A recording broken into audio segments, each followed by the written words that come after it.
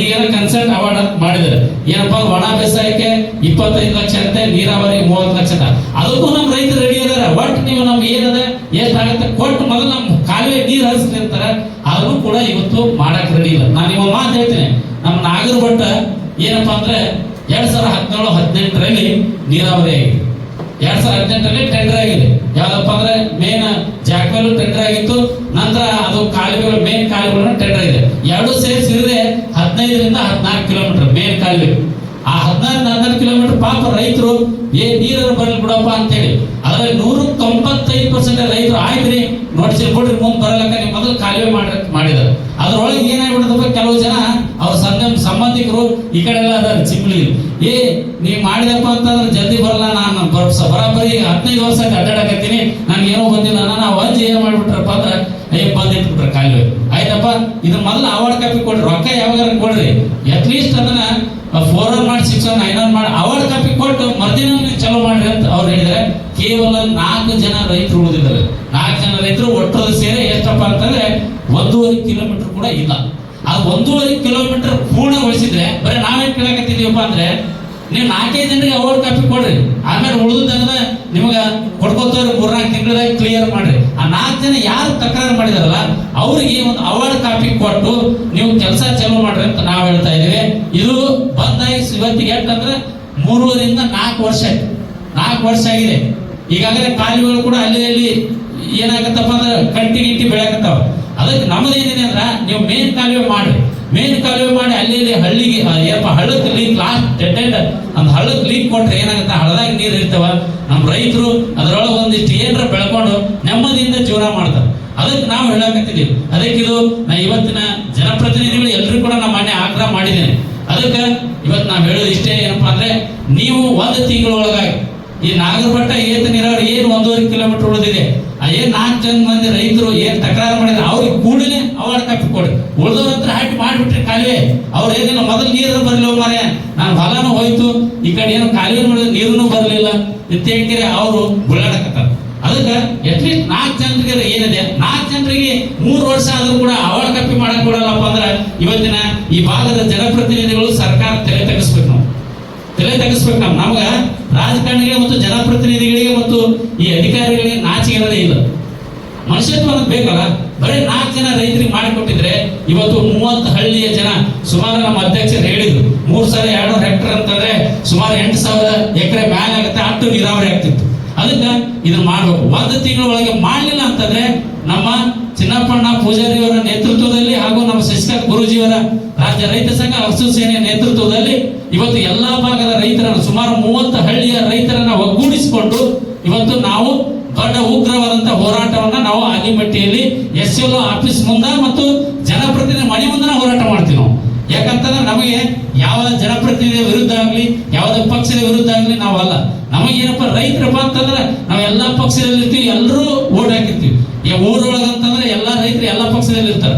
ಅದಕ್ಕೆ ನಮಗೆ ಸಮಾಜಕ್ಕೆ ನ್ಯಾಯಕ್ಕೋಸ್ಕರ ನಾವು ಯಾವುದೇ ಪಕ್ಷ ಜಾತಿ ಮತ ಯಾವುದನ್ನು ಎಣೆಯಂಗಿಲ್ಲ. ನಮ್ಮ ರೈತರಿಗೆ ಸಮಾಜಕ್ಕೆ ನ್ಯಾಯ ಸಿಗಬೇಕು.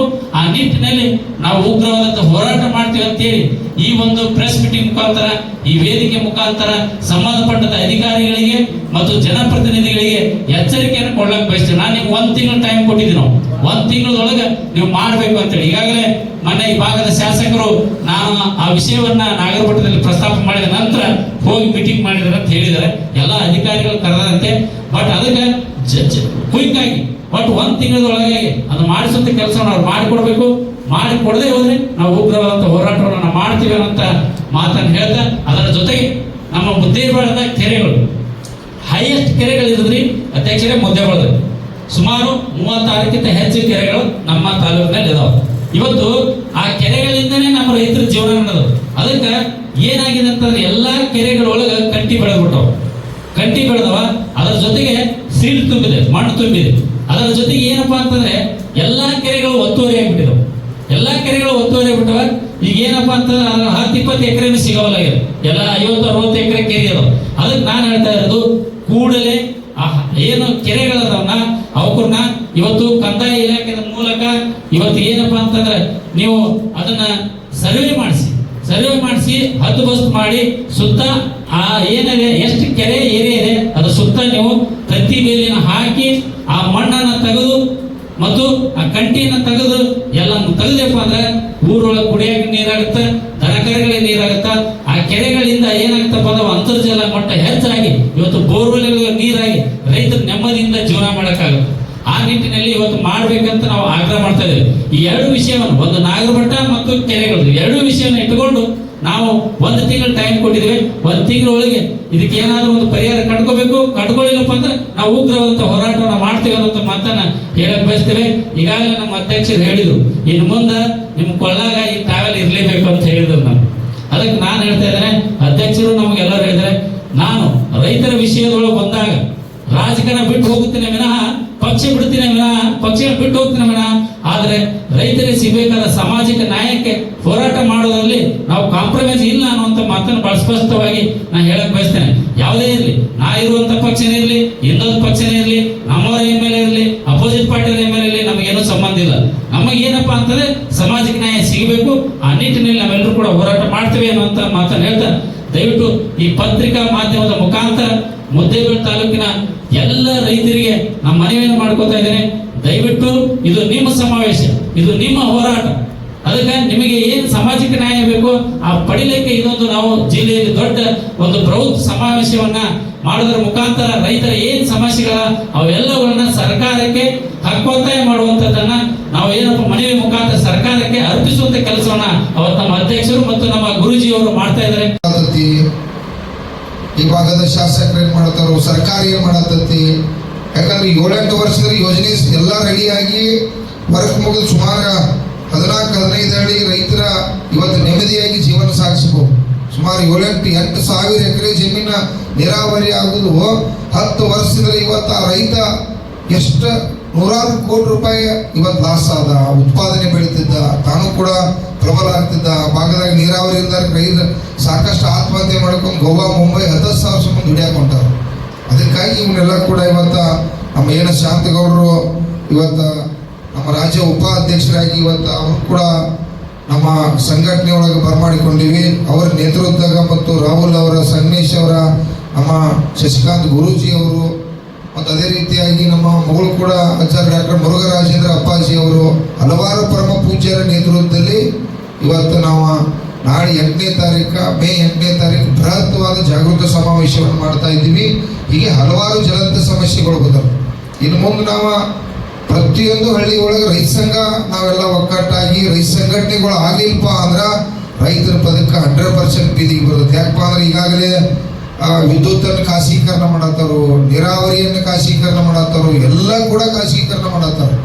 ಹಾಲಿನ ಕೂಡ ಇವತ್ತ ಬೇರೆ ದೇಶದಾಗ ಒಪ್ಪಂದ ಮಾಡ್ಕೊಂಡ ಹಾಲು ಕೂಡ ಬೇರೆ ದೇಶದ ಅಮೆರಿಕಾದಾಗ ತರಿಸ್ಬೇಕಂತ ಕೂಡ ಒಪ್ಪಂದ ಮಾಡ್ಕೊಂಡಿರ್ತಕ್ಕಂಥದ್ದು. ಹೀಗೆ ರೈತರ ಹಲವಾರು ವಿಷಯದಾಗ ಇವತ್ತು ರಾಜ್ಯ ಸರ್ಕಾರ, ಕೇಂದ್ರ ಸರ್ಕಾರ 79 ವರ್ಷದ ನಿರಂತರ ಮೋಸ ಮಾಡತೈತಿ. ಆ ಕಾರಣಕ್ಕಾಗಿ ಇಡೀ ರಾಜ್ಯವ್ಯಾಪಿ ಇವತ್ತು ಸಂಘಟನೆಯನ್ನು ನಾವೆಲ್ಲ ಗಟ್ಟಿಗೊಳಿಸಲಿಕ್ಕೆ ಇಲ್ಲ ರಾಜ್ಯ ಮಟ್ಟದ ಸಮಾವೇಶ, ಜಿಲ್ಲಾ ಮಟ್ಟದ ಸಮಾವೇಶಗಳು, ತಾಲೂಕು ಮಟ್ಟದ ಸಮಾವೇಶಗಳು ನಾಳೆ ಇಲ್ಲಿ ಮುದ್ದೇಬಿಹಾಳ ತಾಲೂಕದಾಗ ಇವತ್ತು ನಮ್ಮ ಶಾಂತಗೌಡರಿಗೆ ನಾವು ಒತ್ತಾಯ ಮಾಡ್ತಾ ಇದ್ದೀವಿ. ನೀರಾವರಿ ಇರಲಿ, ಇಲ್ಲ ನಾಡಿನ ಜ್ವಲಂತ ಸಮಸ್ಯೆಗಳಿರಲಿ, ನೀವು ಕೂಡ ಒಂದು ದೊಡ್ಡ ರೈತ ಜಾಗೃತಿ ಸಮಾವೇಶವನ್ನ ಈ ತಾಲೂಕದಲ್ಲಿ ಕೂಡ ತಾವು ಮಾಡ್ರಿ. ನಿಮ್ಮ ಜೊತೆ ಕರ್ನಾಟಕ ರಾಜ್ಯ ರೈತ ಸಂಘ 31 ಜಿಲ್ಲೆ ರೈತರದಾರ ಅಂತೇಳಿ ಕೂಡ ಇವತ್ತು ತಮಗೆ ಹೇಳಕ್ಕೆ ಇಚ್ಛಾ ಪಡ್ತೀವಿ. ದಯವಿಟ್ಟು ಎಲ್ಲ ರೈತ ಬಂಧುಗಳು ಮುದ್ದೇಬಿಹಾಳ ತಾಲೂಕು ಇರಲಿ, ವಿಜಯಪುರ ಇರಲಿ, ಸುತ್ತಮುತ್ತ ಯಾದಗಿರಿ, ಗುಲ್ಬರ್ಗ ಎಲ್ಲ ಜಿಲ್ಲೆ ರೈತರು ಕೂಡ ಮೇ 8ನೇ ತಾರೀಕು ದಯವಿಟ್ಟು ತಾವೆಲ್ಲ ಪಕ್ಷಾತೀತವಾಗಿ ಸುಮಾರು ಒಂದು 25,000 ಜನ ಆದರೂ ನಾವು ರೈತರು ಸೇರ್ಬೇಕಂತೇಳಿ ಈಗಾಗಲೇ ನಿರ್ಣಯ ಮಾಡಿದ್ವಿ. ಎಲ್ಲ ತಾಲೂಕಿದ್ರೆ 2,000, 3,000 ಭಾಗಿ ಜನ ಬರತ್ತಾರು. ರಾಜೇಂದ್ರ ಕೂಡ ರೈತರು ಬರತ್ತಾರು. ಯಾಕಂದ್ರೆ ವಿಜಯಪುರ ಜಿಲ್ಲೆ ಒಳಗೆ 20 ಲಕ್ಷಕ್ಕಿಂತ ಹೆಚ್ಚು ಮೇಲ್ಪಟ್ಟ ರೈತರಿದ್ದಾರೆ. 25 ಲಕ್ಷ ಜನಸಂಖ್ಯೆ ಐತಿ, 25 ಲಕ್ಷಕ್ಕಿಂತ ಹೆಚ್ಚು ರೈತರಿದಾರು. 1 ಲಕ್ಷ ಮಂದಿ ಆದರೂ ಕೂಡಲೇಬೇಕು. ಇದು ರೈತರ ಸಮಾವೇಶ, ಇದು ಯಾವ ಪಕ್ಷಕ್ಕೆ ಸೀಮಿತ ಅಲ್ಲ. ಇವಾಗ ಗುರ್ಲಾಪುರದಲ್ಲಿ ಹೋರಾಟ ಮಾಡಿರ್ತಕ್ಕಂಥ ಎಲ್ಲ ತಮ್ಮ ಮೀಡಿಯಾ ದೇವರುಗಳ ಆಶೀರ್ವಾದದಿಂದ ಇವತ್ತು ರೈತ ಹೋರಾಟಗಾರರಿಂದ ಇವತ್ತು ಪ್ರತಿಯೊಂದು ಕುಟುಂಬಕ್ಕೆ 300 ರೂಪಾಯಿ, ಸುಮಾರು 2,000 ಕೋಟಿ ರೂಪಾಯಿ ರೈತರಿಗೆ ಲಾಭ. ನಾವು ಒಗ್ಗಟ್ಟಾಗೋದಿದ್ರೆ ನಮಗೆ ನಾವು ಲಾಭ ಮಾಡ್ಕೊಳ್ಳೋಕ್ಕಾಗಿ ನಾವೆಲ್ಲ ಒಗ್ಗಟ್ಟಾಗಬೇಕಾಗೈತಿ. ದಯವಿಟ್ಟು ಎಲ್ಲರೂ ಏನು ನಡೀತಕ್ಕಂಥ ಮೇ 8ನೇ ತಾರೀಕು ಸಮಾವೇಶಕ್ಕೆ ತಾವೆಲ್ಲ ಕೂಡ ಪಕ್ಷಾತೀತವಾಗಿ ನನ್ನ ರೈತ ಬಂಧುಗಳು, ರೈತ ದೇವರುಗಳು ತಾವೆಲ್ಲ ಭಾಗವಹಿಸಬೇಕಂತೇಳಿ ಈ ವೇದಿಕೆ ಮುಖಾಂತರ ಕರೆ ಕೊಡ್ತಾ ಇದ್ದೀವಿ. ನಾವು ನಿರ್ಣಯ ಮಾಡಿ ಈ ಸರ್ತಿ ವಿಜಯಪುರ ಜಿಲ್ಲೆಯಿಂದನೇ ಈ ಒಂದು ರಾಜ್ಯ ಮಟ್ಟದ ಸಮಾವೇಶವನ್ನು ಆಯೋಜನೆ ಮಾಡಿದ್ದೀವಿ. ಇದರಲ್ಲಿ ಮೂಲ ಉದ್ದೇಶ ಏನಪ್ಪಾ ಅಂತಂದ್ರೆ, ಪ್ರತಿಯೊಂದು ಇಲಾಖೆಯಲ್ಲಿ ಭ್ರಷ್ಟಾಚಾರ ನಡೀತಾ ಇದೆ, ಎಲ್ಲ ಇಲಾಖೆಗಳಲ್ಲಿ ಕೂಡ ರೈತರಿಗೆ ಅನ್ಯಾಯ ಆಗ್ತಾ ಇದೆ, ಮೋಸ ಆಗ್ತಾ ಇದೆ. ಅದನ್ನು ಕೇಳಬೇಕಾದಂಥದ್ದು ನಮ್ಮೆಲ್ಲರ ಹಕ್ಕು ಐತಿ. ಆದ್ರೆ ನಾವೆಲ್ಲರೂ ಕೂಡ ಒಕ್ಕಟ್ಟಾದ್ರೆ ಮಾತ್ರ ಇದು ಸಾಧ್ಯ ಆಗ್ತದೆ ಅಂತ ಹೇಳಿ ನಮ್ಮ ರಾಜ್ಯಾಧ್ಯಕ್ಷರಂತ ಚುನಪ್ಪ ಪೂಜಾರಿ ಅವರು ಇರ್ಬೋದು, ರಾಜ್ಯ ಗೌರವಾಧ್ಯಕ್ಷರಂತ ಶಶಿಕಾಂತ್ ಗುರೂಜಿ ಅವರು ಇರ್ಬೋದು, ಎಲ್ಲ ರಾಜ್ಯ ಮುಖಂಡರು ಕೂಡ್ಕೊಂಡು ಏನು ಮೊನ್ನೆ ದಿನ ಗುರ್ಲಾಪುರದಲ್ಲಿ ಎಲ್ಲ ರೈತ ಬಾಂಧವರು ಪಕ್ಷಾತೀತವಾಗಿ, ಜಾತ್ಯತೀತವಾಗಿ ಒಂದಾದಂತಹ ಸಂದರ್ಭದಲ್ಲಿ ಇಡೀ ರಾಜ್ಯ ಸರ್ಕಾರ ಅಲ್ಲಿಗೆ ಬಂದು ರೈತರಿಗೆ ಸುಮಾರು ಒಂದು ಕ್ವಿಂಟಲ್ಗೆ 300 ರೂಪಾಯಿಯನ್ನು ಕೊಟ್ಟರು, ಒಂದು ಟನ್ನಿಗೆ. ಅಲ್ಲಿ 300 ಇರ್ಬೋದು, ನಮ್ಮ ಭಾಗದಲ್ಲಿ 600-700 ರೂಪಾಯಿ ಕೂಡ ನಮ್ಗೆ ಅತ್ಯಂತ ಹೆಚ್ಚಿನ ಪ್ರಮಾಣದಾಗ ರೈತರಿಗೆ ಎಲ್ಲರಿಗೆ ಅನುಕೂಲ ಆಗೈತಿ. ಆ ನಿಟ್ಟಿನೊಳಗ ವಿಜಯಪುರ ಜಿಲ್ಲೆಯಲ್ಲಿ ನಾವೆಲ್ಲ ನೋಡ್ಬೋದಾಗಿದೆ. ಆಲಮಟ್ಟಿ ಜಲಾಶಯದ ವಿಷಯ ತಗೊಂಡ್ರೆ ಪ್ರತಿದಿನ ನಾವು ಪತ್ರಿಕೆಯನ್ನು ನೋಡ್ತೀವಿ. ಎಲ್ಲ ಹೋರಾಟಗಾರರು ಪ್ರತಿದಿನ ನಾವು ಕಷ್ಟಪಡುವಂತ ಪರಿಸ್ಥಿತಿ. ಯಾಕಂತಂದ್ರೆ ಆಲಮಟ್ಟಿ ನಮ್ಮಲ್ಲಿ ಇದು ವಿಜಯಪುರದಲ್ಲಿ ಇದ್ರೂ ಕೂಡ ಇಲ್ಲಿ ಚಡ್ಚಣ್ ಇರ್ಬೋದು, ಇಂಡಿ, ದೇವರಪ್ಪರಿಗೆ ಹಲವಾರು ಭಾಗದೊಳಗೆ ಕುಡಿಲಕ್ಕೆ ನೀರಿನ ಸಮಸ್ಯೆ ಭಾಳ ಇದೆ. ಮೊನ್ನೆ ದಿನ ಕೇವಲ ಒಂದೇ ಒಂದು TMC ನೀರು ಬಿಡಿಸ್ಕೋಬೇಕಂದ್ರೆ ಸುಮಾರು 7-8 ದಿನ ಹಗಲು ರಾತ್ರಿ ಹೋರಾಟ ಮಾಡುವಂತ ಪರಿಸ್ಥಿತಿ ನಿರ್ಮಾಣ ಇದೆ. ಎಲ್ಲ ತಹಸೀಲ್ದಾರ್ ಆಫೀಸ್ ಮುಂದೆ, ಜಿಲ್ಲಾಧಿಕಾರಿಗಳ ಆಫೀಸ್ ಮುಂದೆ, ಶಾಸಕರು, ಸಚಿವರ ಮುಂದೆ ನಾವೆಲ್ಲ ನಮಗೆ ನೀರು ಬಿಡ್ರಿ ಅಂತ ಹೇಳಿ ಕೈ ಬಿಚ್ಚಿ ಕೇಳುವಂತ ಒಂದು ಪರಿಸ್ಥಿತಿ ನಿರ್ಮಾಣ ಆಗಿದೆ. ಸೊ ಹಿಂಗೆ ಆಯ್ತಪ್ಪ ಅಂತಂದ್ರೆ ಆಲಮಟ್ಟಿ ಜಲಾಶಯ ಇದು ಉಪಯೋಗ ಇಲ್ಲದಂಗ ಆಗ್ತದೆ. ಆ ಯೋಜನೆಯನ್ನ ಮುಗಿಸ್ಬೇಕಪ್ಪ ಅಂತಂದ್ರೆ ಎಲ್ಲರೂ ಕೂಡ ಪಕ್ಷಾತೀತವಾಗಿ, ಜಾತ್ಯತೀತವಾಗಿ, ಕೇವಲ ಇದೊಂದೇ ರೈತ ಸಂಘಟನೆ ಅಲ್ಲ, ಈ ನಾಡಿನಲ್ಲಿರುವಂತಹ ಎಲ್ಲ ರೈತ ಸಂಘಟನೆಗಳ ಸಮೂಹದಿಂದ ಪಕ್ಷಾತೀತವಾಗಿ, ಜಾತ್ಯತೀತವಾಗಿ, ಪ್ರಗತಿಪರ ಸಂಘಟನೆ ಎಲ್ಲ ಮಠಾಧೀಶರಿರ್ಬೋದು, ವಿಜ್ಞಾನಿಗಳಿರ್ಬೋದು, ಕವಿಗಳಿರ್ಬೋದು, ಸಾಹಿತಿಗಳಿರ್ಬೋದು, ಎಲ್ಲರನ್ನ ಕರ್ಕೊಂಡು ಈ ಒಂದು ಹೋರಾಟವನ್ನ ಅತ್ಯಂತ ಶಕ್ತಿಶಾಲಿಯಾಗಿ ನಾವೆಲ್ಲರೂ ಕೂಡ ಇಡೇರುವವರೆಗೆ ಮಾಡ್ತೀವಿ ಅಂತ ಹೇಳಿ ಈ ಸಂದರ್ಭ